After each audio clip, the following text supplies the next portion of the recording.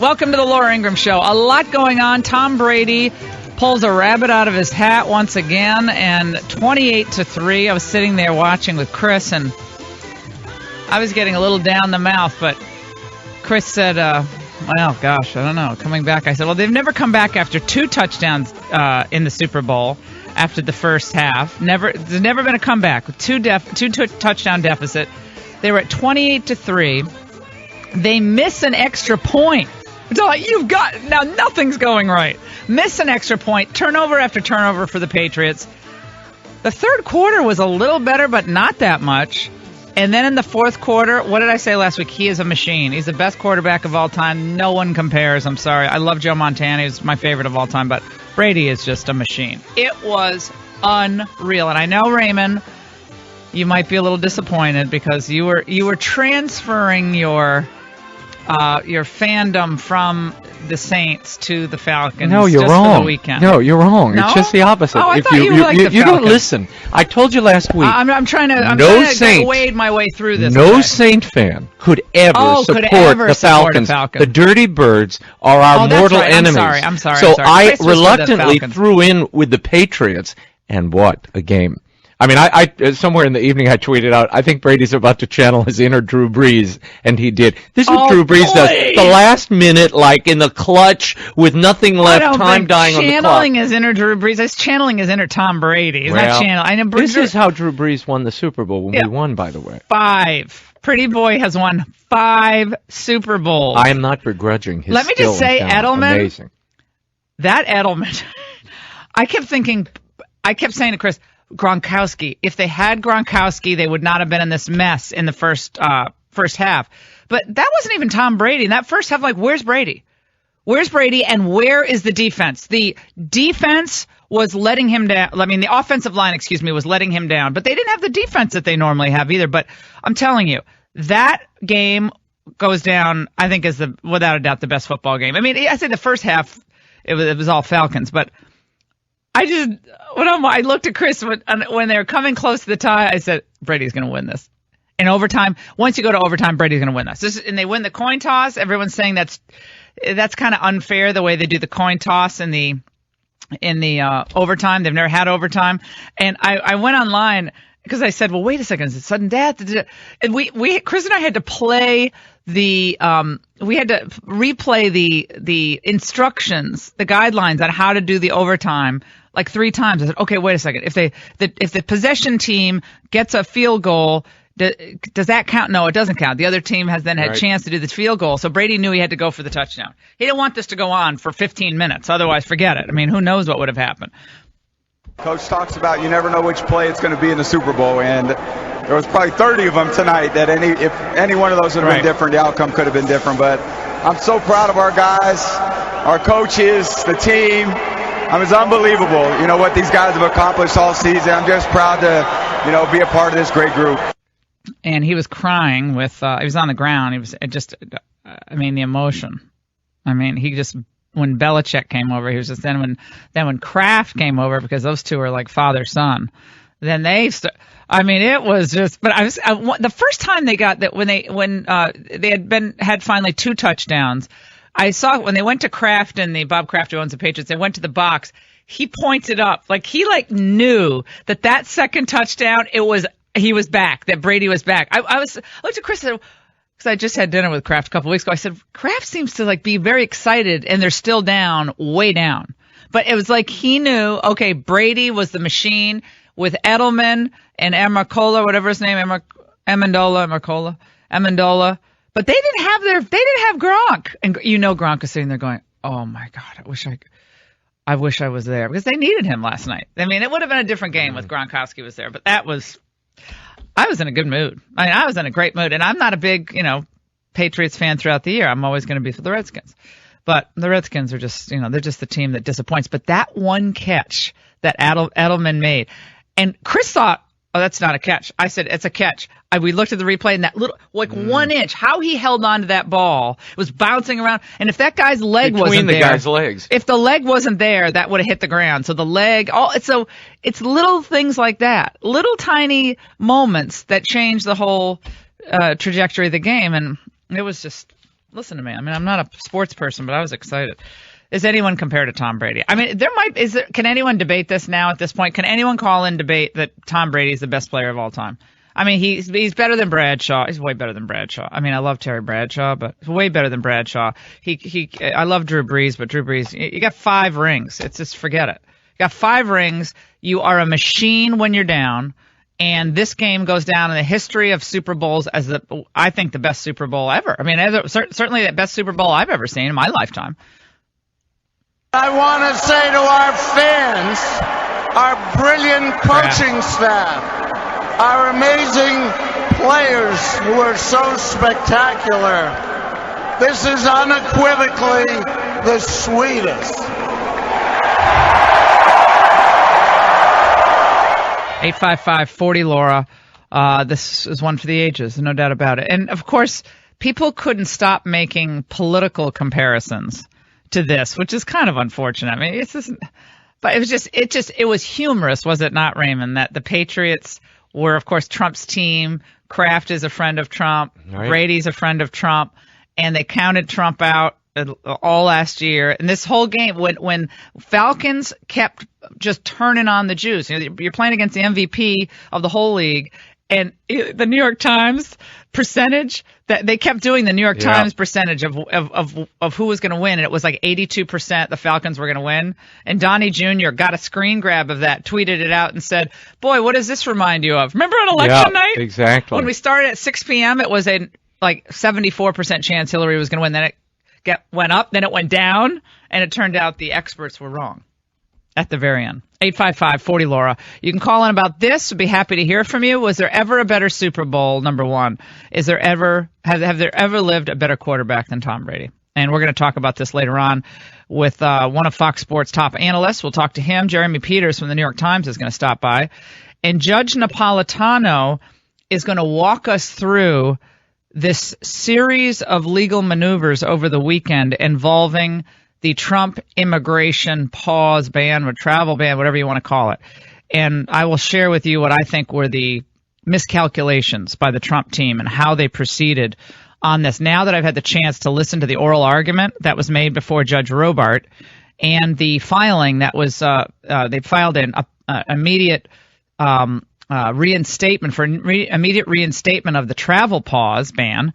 And why that might not have been the right way to go. You're not going to get relief from the Ninth Circuit. You know the Ninth Circuit, guys. Ninth Circuit's going to stand with the liberals every single time. It's the most reversed circuit in the United States federal appellate system. You're not going to get any relief from them. So, I mean, I'll tell you what I think they should have done. That's all coming up. And the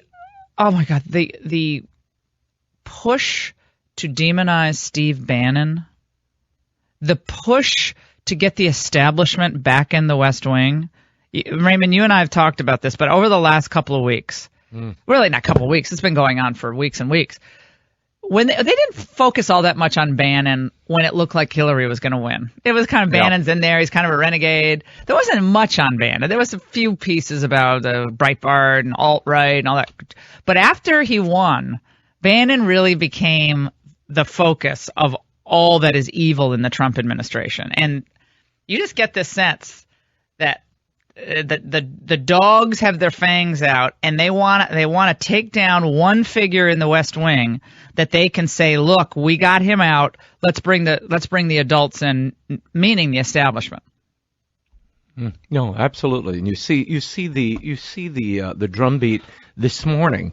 Watching MSNBC, the Saturday Night Live narrative with Steve Bannon being portrayed as death, and the gray eminence sort of pulling the strings. Mm-hmm. But it's the way, and we'll talk about this in the next segment. It's the way in which they're leveling this critique with intent, and they're doing it in a very smart way, to try to, to my mind, encourage the president to get rid and jettison Steve Bannon, blaming him for all the missteps on the travel ban. Trump is a puppet, and no one, and Trump isn't making any of his own decisions.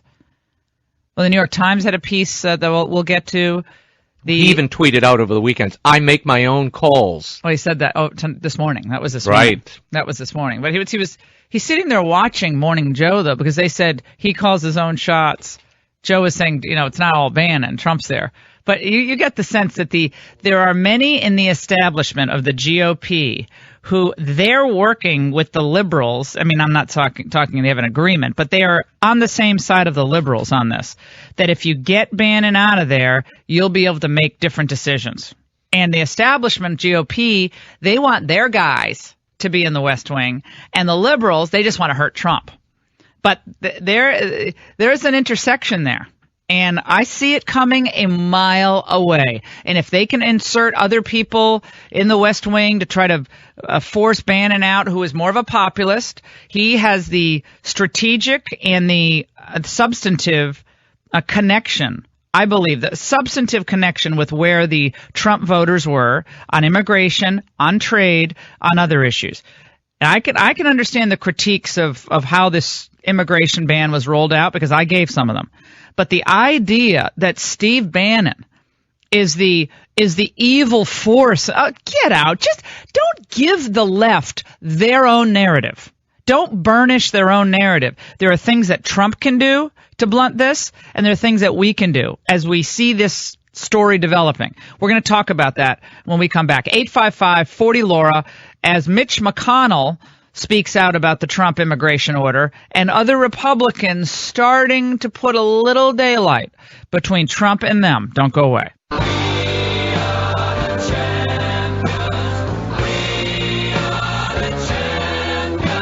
How did this team come back? They just keep competing. We got great players, and they just compete for 60 minutes or longer. I'm proud to say, for the 5th time, we are all Patriots.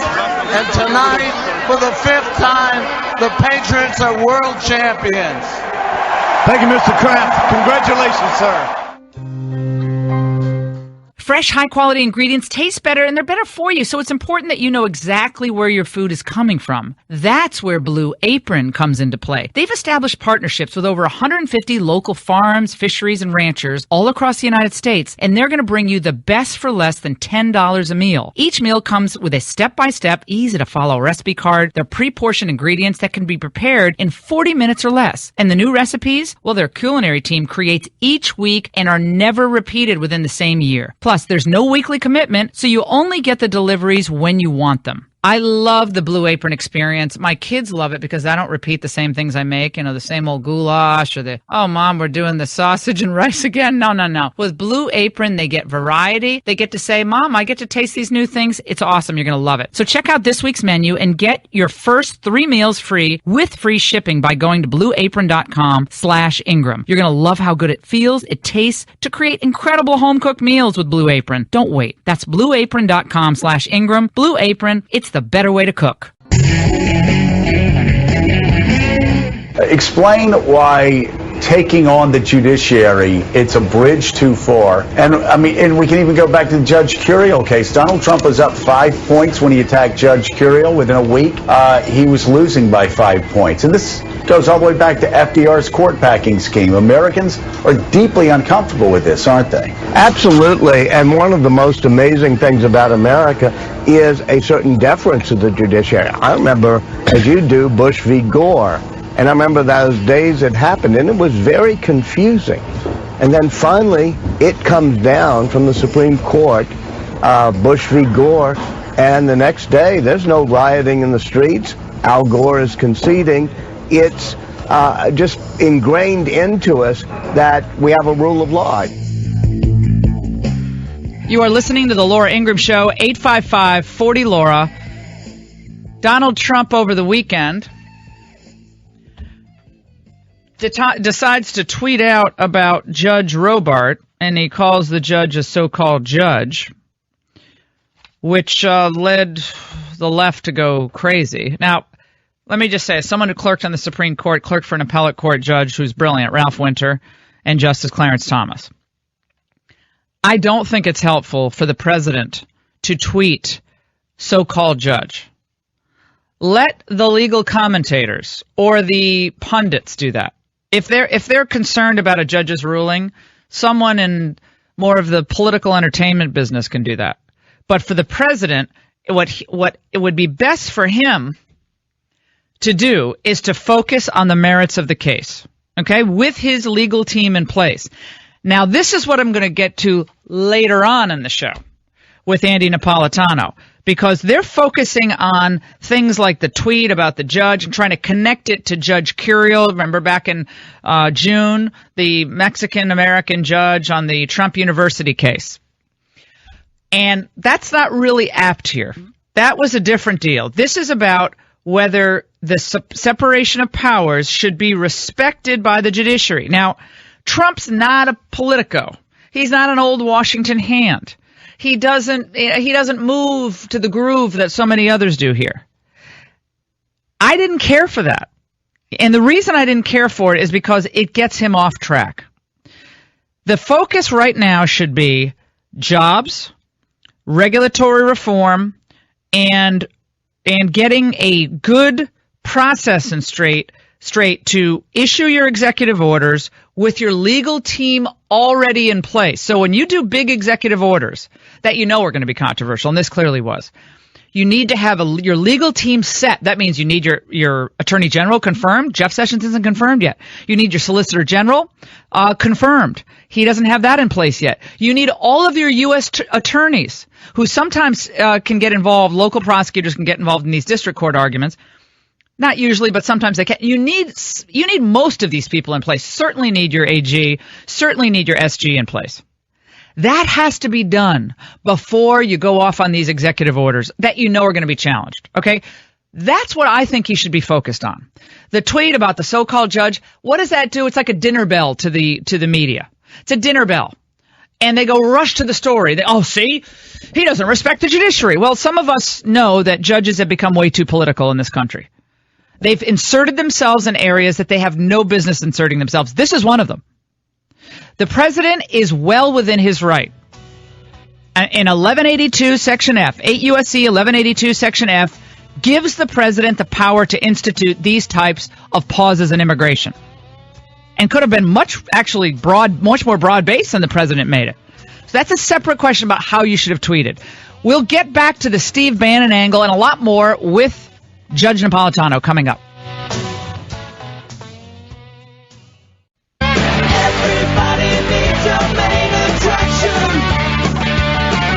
Another big week for the Trump administration. Judge Gorsuch, that rollout went very smoothly, I think. Yes, it did. But the refugee deal, not so much. I think it was very smooth. He had 109 people out of hundreds of thousands of travelers, and all we did was vet those people very, very carefully. You wouldn't do anything differently if you had to do it over again? Look, in life, some of your people didn't really know what the order was. Well, that's not what General Kelly said. General Kelly, who's now Secretary Kelly, he said he totally knew, he was aware of it, and it was very smooth. It was 109 people.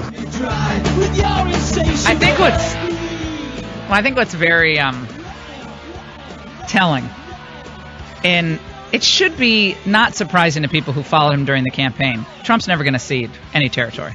Wasn't this no, it went smoothly. He's never going to concede that he made a mistake. That's just not what he does. And you can actually see the wisdom behind it. What's the point? He's recalibrating how he's making these decisions. Lots of reports out about who's getting access to him, unfettered access now after this rollout. And you all know that I think completely justified legally under the statute, under the Constitution, under separation of powers. How it was communicated is something very different.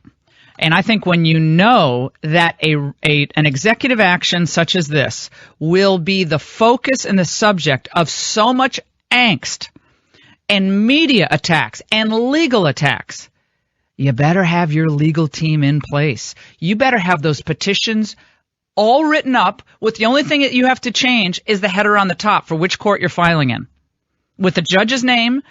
But you have to have those ready to go in every circuit court and every key district court where you know they were going to bring it. You knew they were going to bring this case. Well, they brought a number of them, but you knew they'd bring the action for a temporary restraining order, TRO, in the Ninth Circuit. You knew it was going to happen because the Ninth Circuit's almost always going to go the wrrong way. It's just the way the Ninth Circuit is. But you had to be ready for that. And when you do not have your attorney general in place or your solicitor general in place, that doesn't make any sense. But it doesn't make sense either for Trump to sit there with O'Reilly going, yeah, Bill, you're right.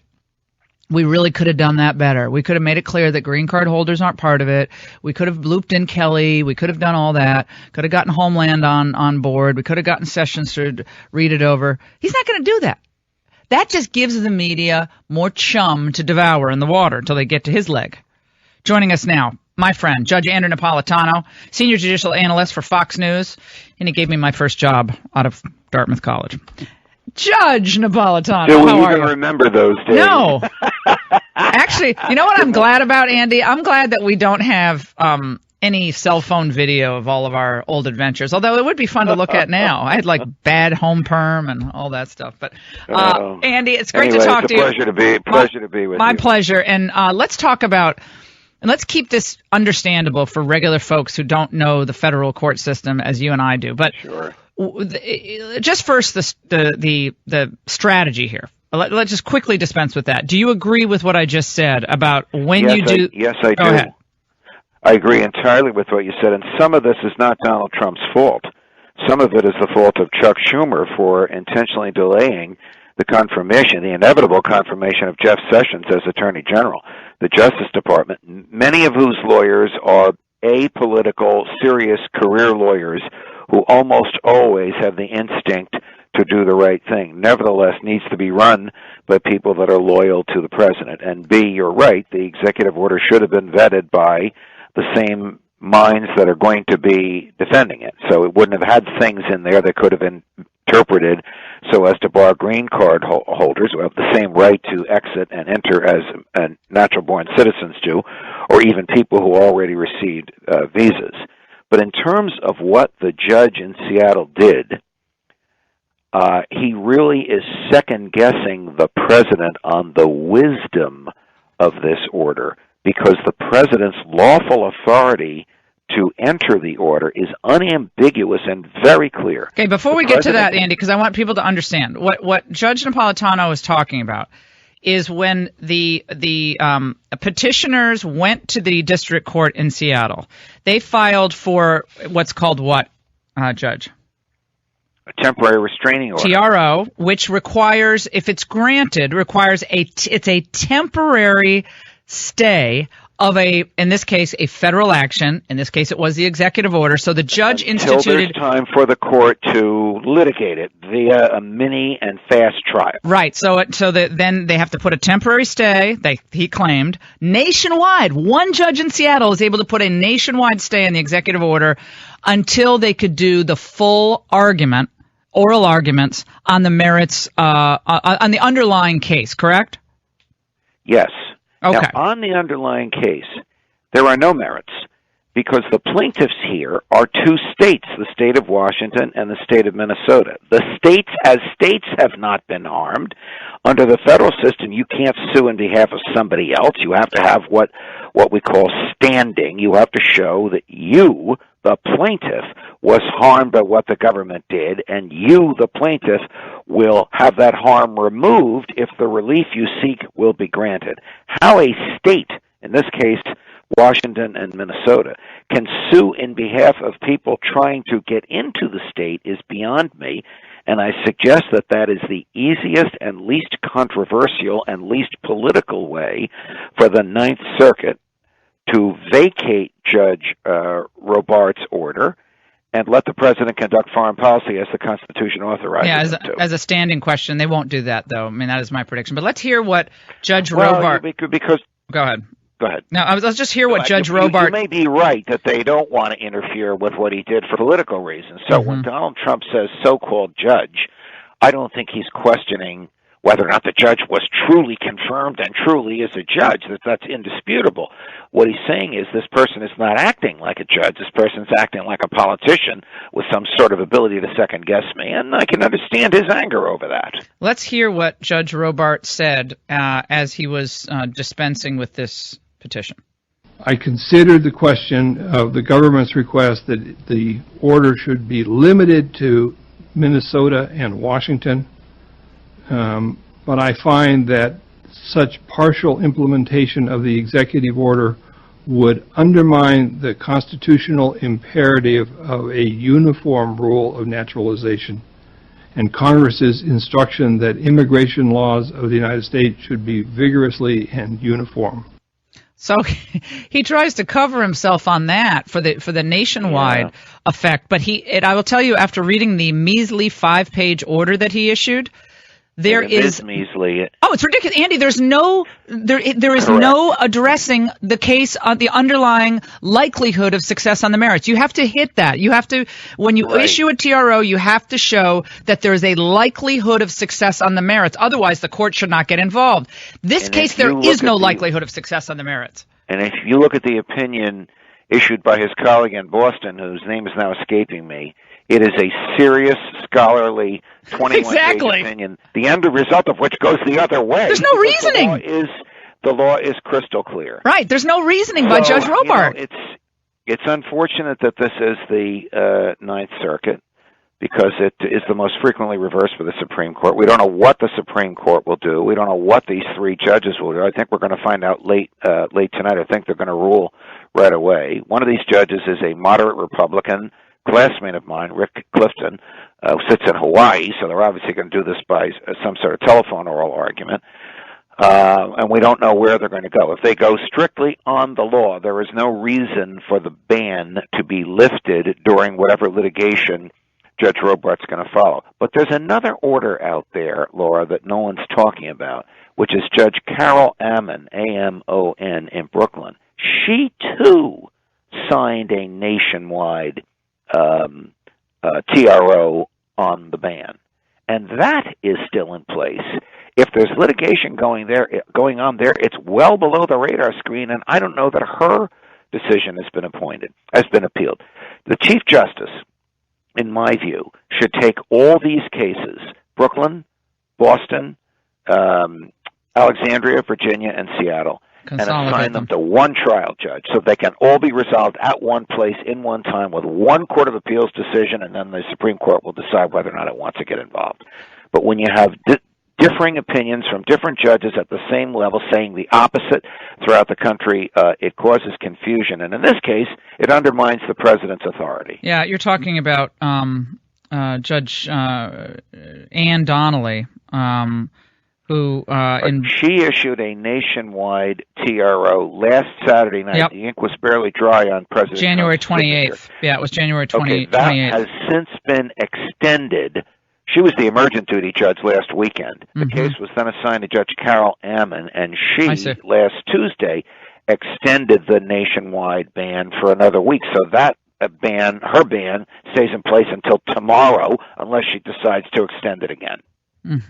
Well, again, the law, I believe, is clear. The procedural posture of this executive order and all of its, legal iterations, it's not for the faint of heart. I mean, you have to be ready for this. And so what I am stunned about, and looking at the posture of this right now, is that folks inside the White House, and I like these guys, they're my friends, but they would push this through without their AG in place and without a Solicitor General in place. I would argue that the Solicitor General, to make this a really big point for the administration, I would go and personally argue the case. I would have gone and personally argued the case before the Ninth Circuit, because which the SG normally doesn't do. I'd do it if I were SG. Agreed, Laura. Agreed. But of course, we don't have a Solicitor General who's the government's chief appellate lawyer, because we don't have an Attorney General yet, because the selection of the Solicitor General is the Attorney General's choice. And the reason none of that is in place is because Chuck Schumer thinks that somehow human liberty is enhanced by delaying the ability of Donald Trump to get his executive appointees in place. Well, again, this is very... Laura, I got to go. All the best to you. I enjoy all my time with you. All right, Judge Napolitano. He has another hit on Fox. We appreciate it. We'll take a break.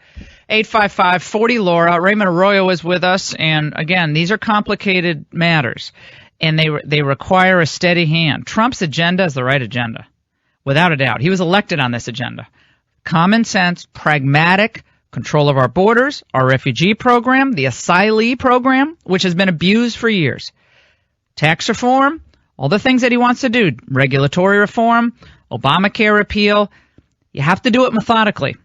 You know, you're rushing all at once, and you don't have your players in place. You can't win the chess game if you don't have your you don't have your rook. You can't. It's very difficult if you don't have all the pieces on the board. So we gotta be very careful on how they proceed. We'll take a break. Don't go away.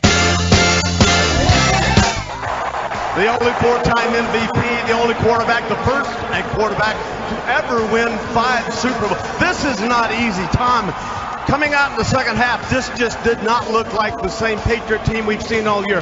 What turned it around? Was it the penalty, the holding call, the pass that was incomplete after the great catch by Jones, and all of a sudden you go down and tie this thing up? Well, there were a lot of plays that, Coach talks about. You never know which play it's going to be in the Super Bowl, and there was probably 30 of them tonight that if any one of those would have been different, the outcome could have been different. But Tom Brady doing his full-fledged press conference.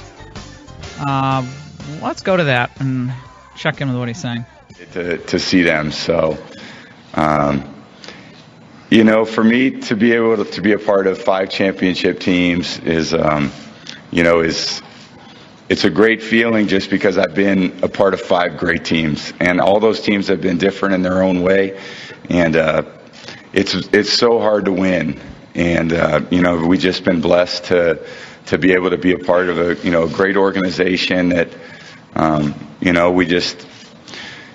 it's a lot of great teammates over the years, so many great coaches that put us in a position to win, and that's all you can hope for as a player. And our coaches, they put us in the position to win, and then we as players, we go out and we try to lay it all on the line. And it's great for this team to be able to lay it on the line like we did last night, with everything at stake, and then make enough plays to win the game against a team that, was a great team. They gave us all we could handle. And, I give them a lot of credit. They're a great football team. Matt played a great game. Their defense played a great game. They had pressure on us all night. And, again, it took a lot of great plays for us to overcome the deficit and the hole that we dug, but we were able to do it. And okay, he says a lot. Okay, that's fine. Great. He says great, and great a lot. Great, and well, he's excited about all of this. Did you notice when they went up to the box, they showed the box where Giselle was, and of course she had to do a selfie video of her like dancing around. She had to dance while he won, and she was like, she's instantly Instagramming it, and Snapchatting it, and oh my God. God bless. It was an amazing game, I've got to say. He has every right to crow about it, but he always gives the credit to his teammates and also to the Falcons. They played a great game. Yeah, they had a rough year. They had and 4 games out in the suspension for Deflategate, and that was a sweet victory.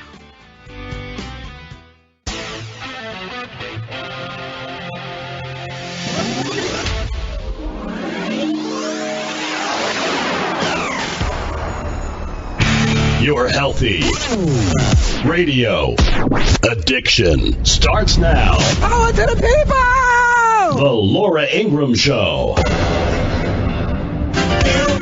got power. Legitimate media are getting word that Steve Bannon is the last guy in the room in the evening especially, and he's pulling the strings. This is not my reporting. I don't feel that way. As we've always said, you look at this Time magazine cover, and it's just absolutely preposterous that this theme is being pushed because, as you and I have always said, for better or for worse, the guy on the cover of Time magazine is not the guy who's in power there, despite the fact everybody in the media wants you to think he's the guy in power there. The guy in power there, as we always say, for better or for worse, is Donald Trump. You are listening to the Laura Ingraham Show, 855-40-LAURA. Well, we will tell you what's actually happening, because I've been around Washington so long that it's easy for me to see who's doing what and why. Look for the motivation here. Who benefits if they're able to push someone like a Steve Bannon out of the White House? Who benefits? The GOP establishment benefits. Absolutely.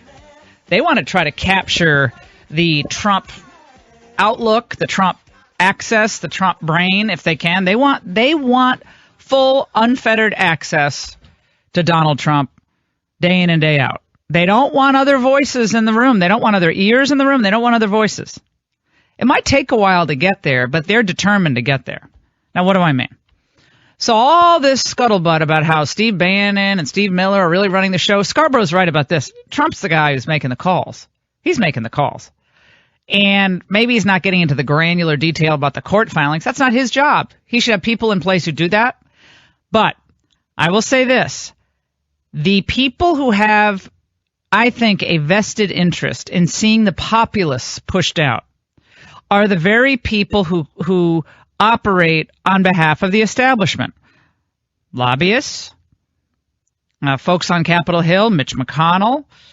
John Boehner still has a lot of old pals on Capitol Hill, Paul Ryan. And so every time the media will highlight a Trump, they'll say it's a misstep, he shouldn't have tweeted this, shouldn't have tweeted that.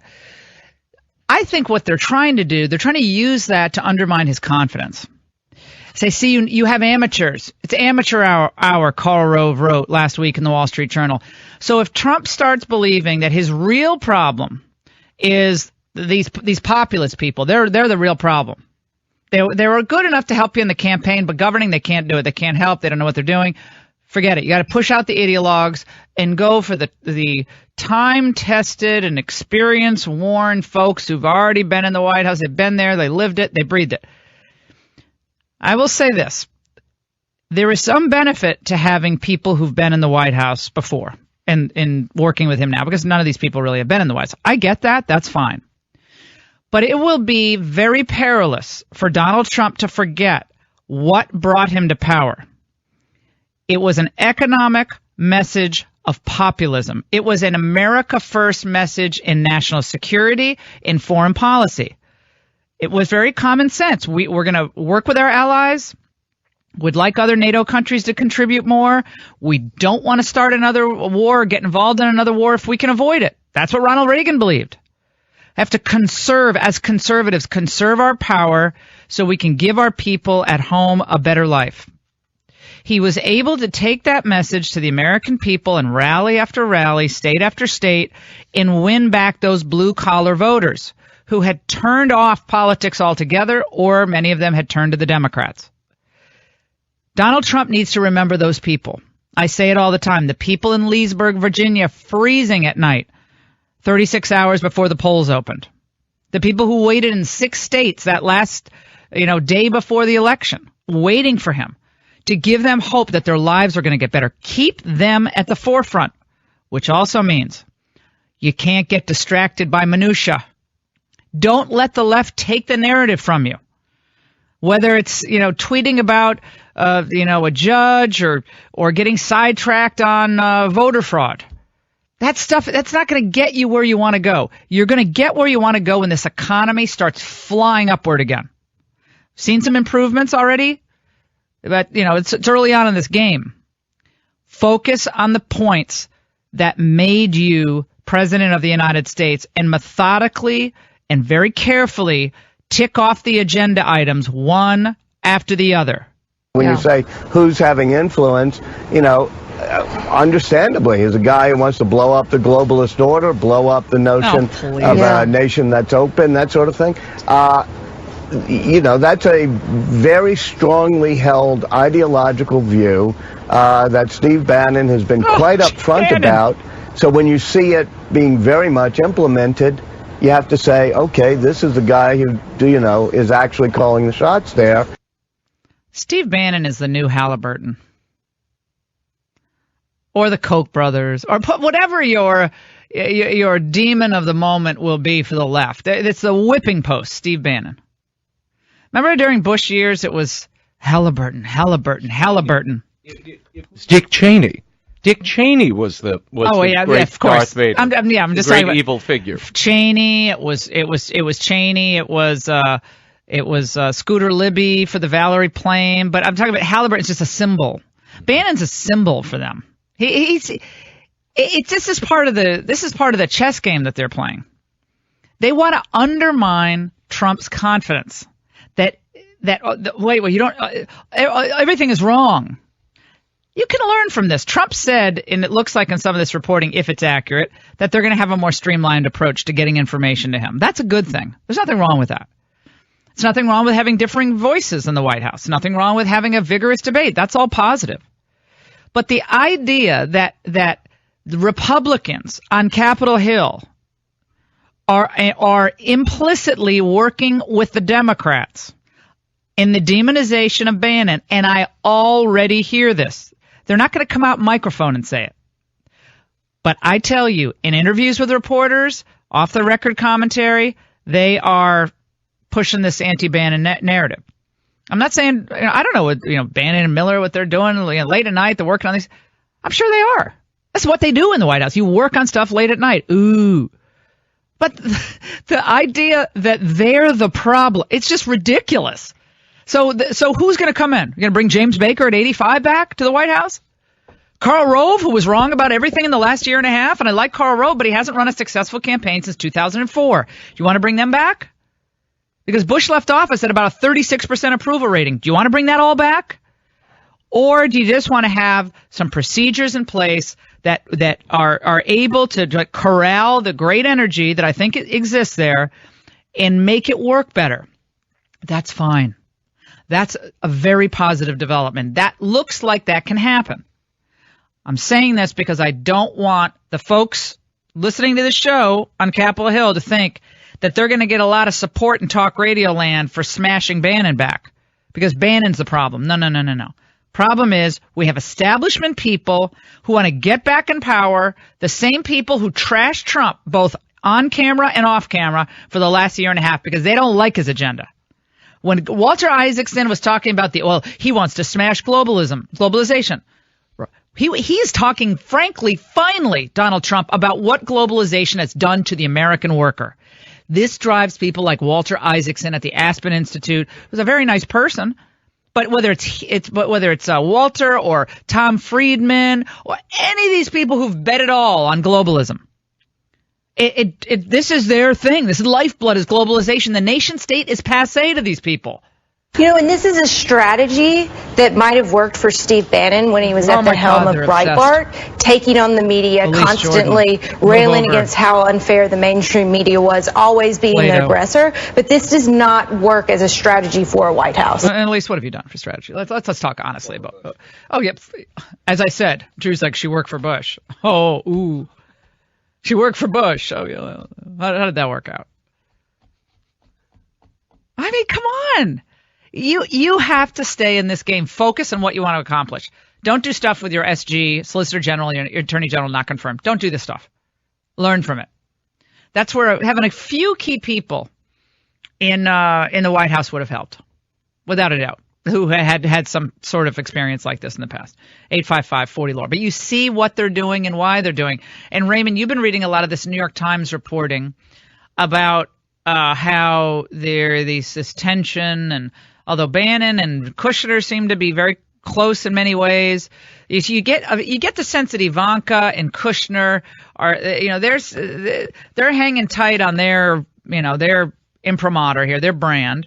So you got the story that they're the ones who turned their father to keeping the LGBTQ non-discrimination provisions in place, but those also involve religious conscience. Right. There was an executive order on religious liberty that was leaked, but apparently never signed, or was in the offing, but was never signed.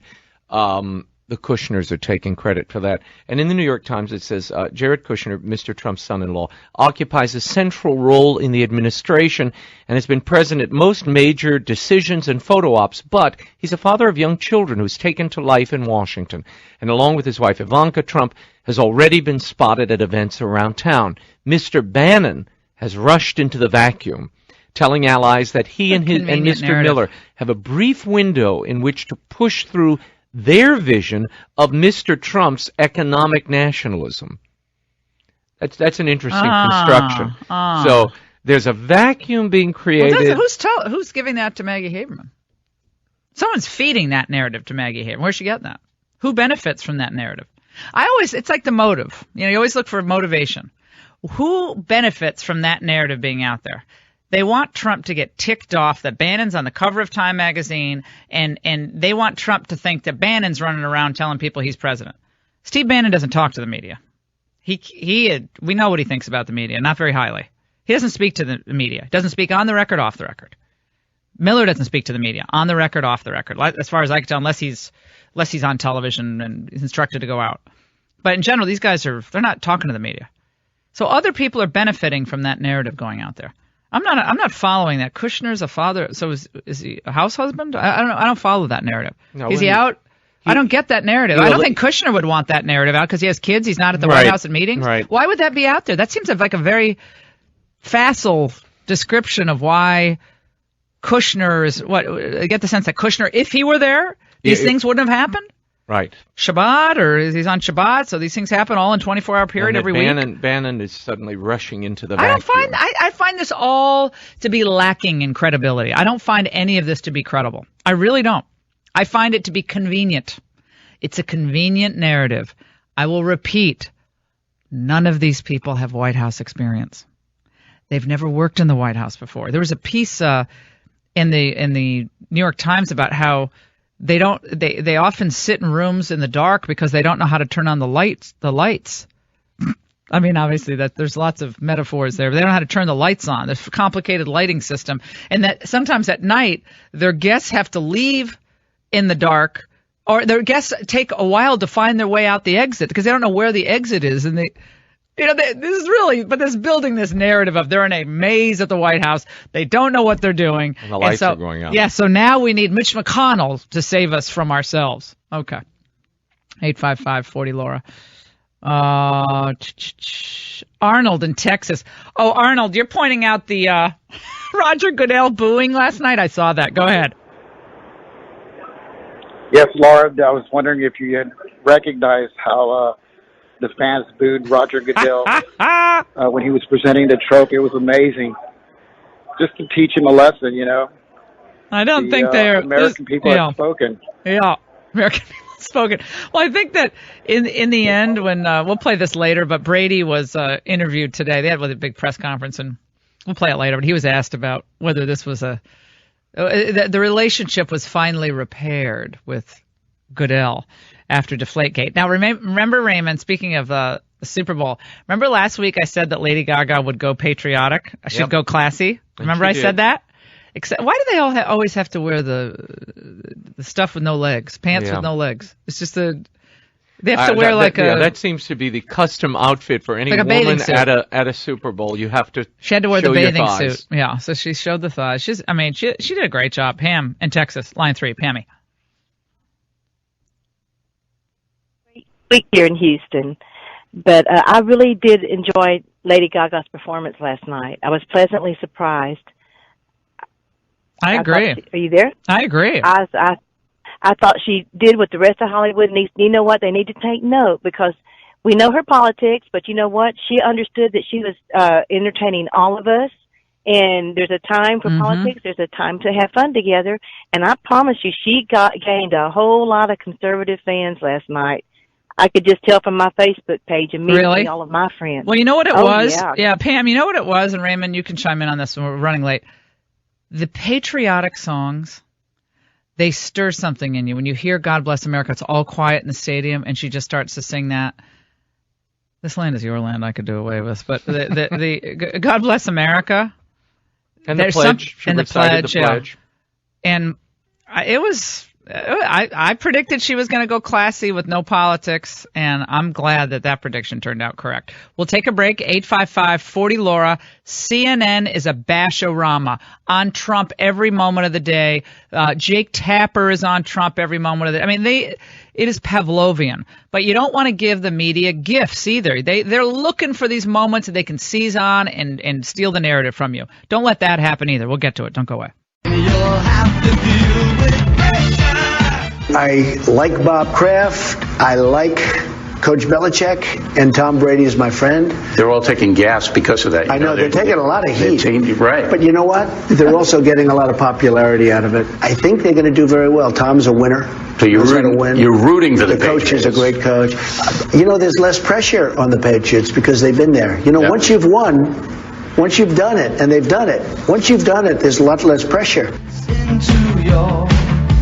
Donald Trump, with the O'Reilly interview, Trump also said something about Putin, which will play coming up. But, of course, when he said it, I was like, okay, here goes the narrative.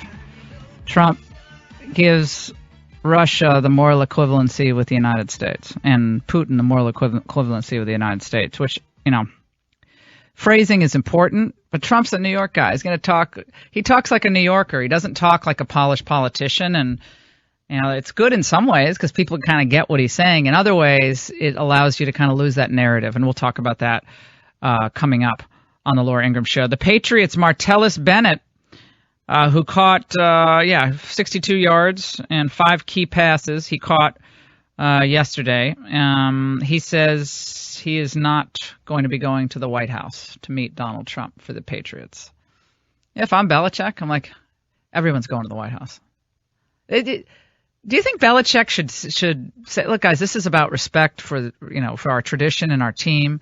Everybody goes to the White House. Do you think Bill Belichick should say that? Take politics out of this? 855-40-LAURA, or it's not any big deal. Who cares?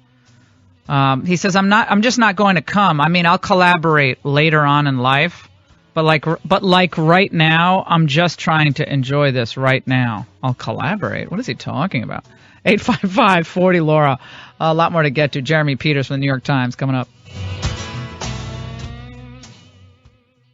Okay, you want to keep your favorite podcasts like this one free to download, right? Well, then all you have to do is complete a short, anonymous survey, which takes less than 5 minutes. Just go to podcastone.com/mysurvey to answer the questions. You can also get there by clicking the banner at podcastone.com. If you've done this in the past, we'd like to thank you, but we do need you to do it again because we want to make sure we're giving you what you want. That's podcastone.com/mysurvey or click the banner at podcastone.com.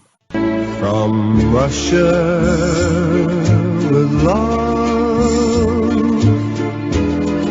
I fly to you. Do you respect Putin? I do respect him. Do you? Why? Well, I respect a lot of people, but that doesn't mean I'm going to get along with him. He's a leader of his country.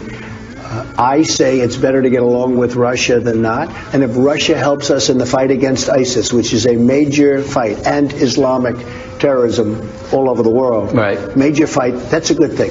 Will I get along with him? I have no idea. It's very possible killer, I won't. Putin's a killer. A lot of killers. We got a lot of killers. Why, you think our country's so innocent? I've seen places. You're listening to your healthy radio addiction, the Laura Ingraham Show, 855-40-LAURA.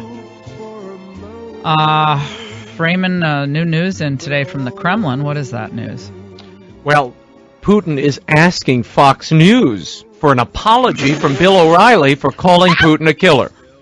Never mind Trump agreeing. All right, Pooty Poot. All right, Pooty Poot. Sit down in the no spin zone, and then we'll talk about an apology. I'd tease Bill if he were on about that. Can you imagine? Oh, okay. Bill O'Reilly's about 6'6", so Putin's maybe 5'2". He's teeny. But he wants an apology. No, that's good for O'Reilly's ratings. So that sent everybody into a frenzy. And of course, I get what Trump is saying. He said it before, but it's inartfully put. Putin is someone we don't emulate, we don't want to be like, and we're not like. Now, I think Trump's talking about, we do drone warfare. When we're taking out one of these ISIS guys, we have collateral damage. We've killed a lot of people. I mean, it's collateral. We're not trying to kill these innocent people, but they are killed. He's probably also talking about the fact that, we had a lot of people who died in Iraq and Afghanistan, and we're still in both countries. And so he's speaking New York shorthand there, but that's going to be just taken as more evidence by the left and some on the right that Trump just doesn't understand geopolitics. He's close to Putin in a bizarre way, and that feeds that narrative. And after the election, with the hacking and so forth, it feeds the narrative, and you don't want to feed that narrative. O'Reilly should have just said, "Look, they're not an ally. We hope we can get along with them. They're adversarial in many ways to our interests and our NATO and NATO allies, but we're not interested in getting a war with every country out there. He could have done that, but Raymond, you get the sense that when he does these interviews, he sits down with 2 or 3 members of his team and they go through Q&A. Okay, you're going to be asked this. No. They clearly don't do this. No, there's no prep. There's no prep for these interviews. But None. again, zero. But that is part of the Trump charm. This is why he was when he was a candidate. He cut through as as a a candidate. charming when you're the president. He says what he thinks, not what somebody told him to say.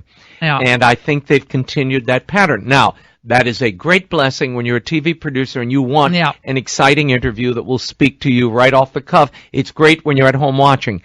On the policy side of the ledger, you're in the red. Because you're not advancing the agenda and you're not sticking to a theme. You distract. There's no theme.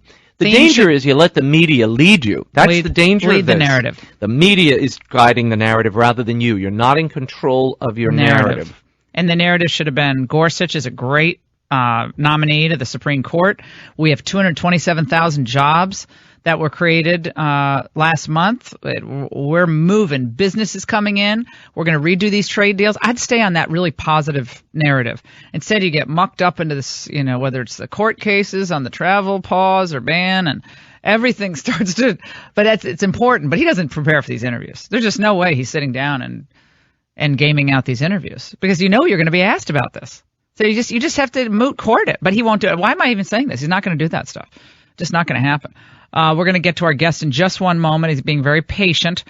Steve in Arizona is talking about how Martellus Bennett from the Patriots, who caught 5 pretty key passes yesterday, has already said he's not going to the White House. Trump will presumably invite the Patriots, as every president invites the Super Bowl winners. But Martellus is putting his foot down and saying he's not going, but he doesn't really want to talk about it now. Steve. Hi, how are you, Laura? Good, thanks. You're great. Listen, my point is that if you play as a team, you go as a team. If someone wants to sit this one out, to me it's equivalent to kneeling during the national anthem. You don't get to go. Nobody goes. Yeah, you win as a team. Yeah, you win as a team, and presumably as a team you do the stuff you should do. I say the same thing. People don't want to go to meet Obama. I think all of them pretty much went to meet Obama, didn't they? Pretty much. Yeah, I don't think people. But Trump's different. He's this polarizing figure, and everyone feels like if they go and have a conversation with him, you're a bad person. Joining us now, our old friend Jemery Peters from the New York Times. The chaos that supposedly exists in the White House, or is there some method to what seems to some folks like procedural madness or chaos? He joins us now. Jeremy, good to talk to you. How are you? I'm great, Laura. Thank you for having me. Absolutely. Let's talk about what was written, I guess today it came out that there's kind of a new approach, perhaps, to getting information to the president.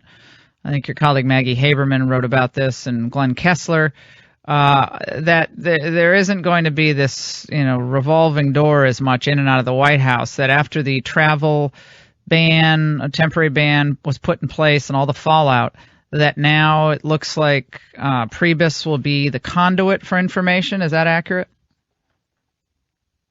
According to my colleagues, yes, who have been spot on lately about this kind of stuff. Yes, absolutely. I think that there has been over the last few weeks a big concern about the number of people who have Trump's ear. But as you know, Laura, that is not necessarily a fixable problem. Trump has a cell phone.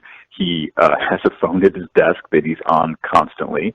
When he's not on that, he's on his phone in his private quarters talking to his old friends and aides who have been with him for decades, much longer than the people, some of the newly acquired staff members around the White House have. So this is ultimately a problem with the principal, not with the subordinates, and I don't see that changing. I mean, that this is who Trump has always been.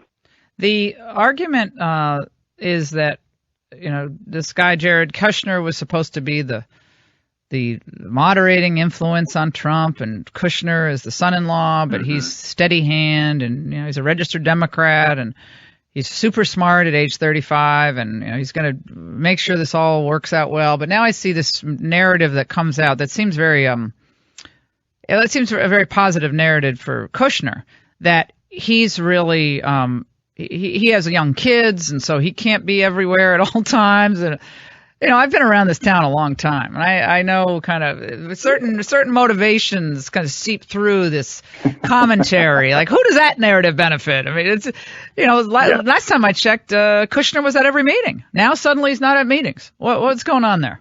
Right.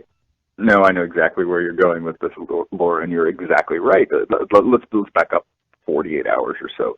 When on Friday the story leaked that Jared and Ivanka were behind the quashing of an anti-LGBT executive order. Now, from my reporting and what I understand was happening inside the administration, this order was never in the works. It was something that had been drafted at a lower level. It was never going to reach Trump's desk. It was not something that Steve Bannon was interested in pursuing.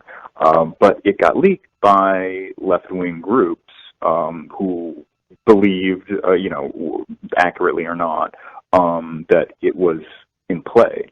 So here comes Jared and Ivanka 24 hours later, after Ivanka's shoe line had been dropped by Nordstrom's, and they put out this story that they had been behind quashing this all along. Now, while I'm sure they were opposed to it, that's not really. I think they went to the Oval and they put their foot down and they said, we're not doing this.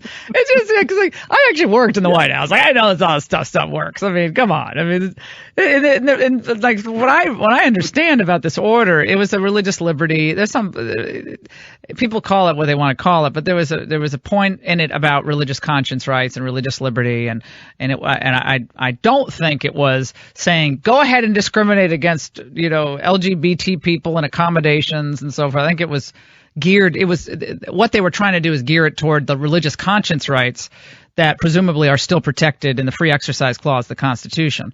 And depends on, whose ox is gored here, how you describe this.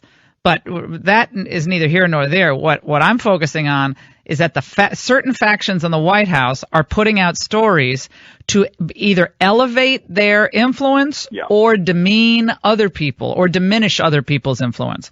And people have to understand what's going on beyond the the headlines here.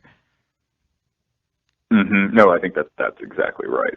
And that's kind of what you see with these stories about Priebus having more authority kind of as a gatekeeper to the president. There are new players in this administration, Laura, as you know, people who were not original Trump loyalists, people like Reince Priebus, people like Sean Spicer. And I think that they're coexisting right now rather uneasily with some of the other inner circle types, people who are deeper inside the inner circle, like Bannon and Kellyanne Conway and Jared. Let's not forget that Reince and Spicer were part of the Republican establishment that Trump vowed to destroy, and they hung around for long enough that after Trump became the nominee, they hitched themselves to his wagon, and now they're there. And how easy that relationship is from here on out, I don't know, but I don't always expect smooth sailing. Not that anything ever is with this White House. We're talking to Jeremy Peters of the New York Times, and this was bound to happen. I mean, this period, in my view, is bound to happen, and why do I say that? Because when you come off a campaign like this, where pretty much every conventional way to think about politics is upended. The way social media was used, to the old lines being blurred between Democrats and Republicans on issues like trade, to the Bernie Sanders, to the DNC issue, to the CNN with the question going to the DNC. Everything was turned upside down. And so you get into the White House after this guy was never expected to win. And they're anti-establishment in many ways. A couple establishment people have made their way in. But there's no one in there who's ever worked in the White House before. The government is a behemoth. This thing is going to bite you every time you turn around. It's massive. Most people who are civil servants are Democrats. That's just the way it is. And you have to figure out a way to work within the bureaucracy while you push your initiatives and try to keep everybody on the same team. It's not easy. It's very difficult to do it. Or you fire everybody, which in some cases seems to be Trump's approach, like with the State Department. But that's not sustainable. You can't do that in every department, especially these departments that are charged with securing the country, like defense and homeland security. So you're right. You have to figure out a way to deal with the bureaucrats who are there.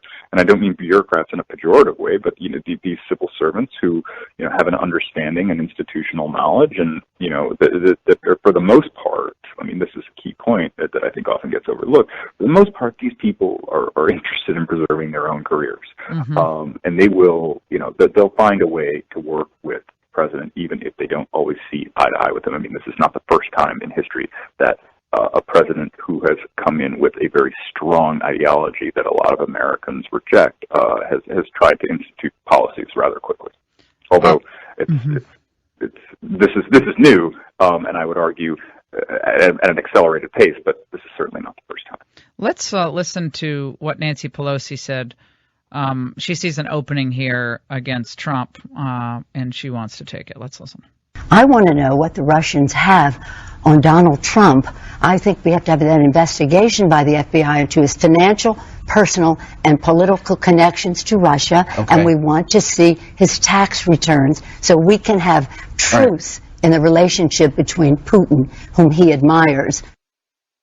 So the Republicans will be investigating voter fraud with Pence, which I'm not sure what that's going to get them, but nevertheless, he's going to be doing the voter fraud, and Nancy's going to be doing the Russia investigation. This is where we are right now.